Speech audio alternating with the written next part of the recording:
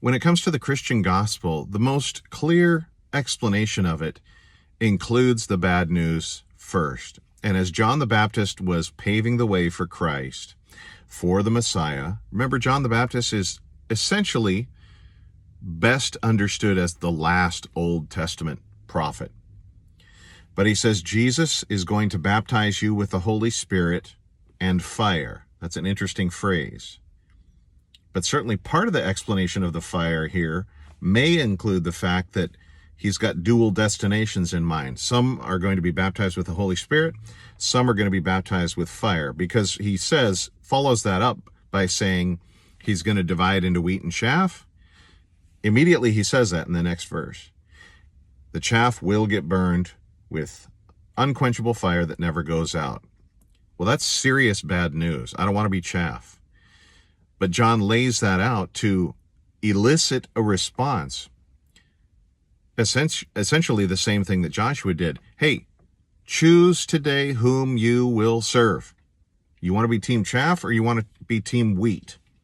I'm calling you to be team wheat. And if you're on team wheat, that means you're going to follow the Messiah that I am paving the way for. And he will baptize and fill you with the Holy Spirit. So John does a good job of laying out the bad news to get to the good news. He also does something that most of us would probably counsel him not to do, but it was utterly appropriate for him to do so.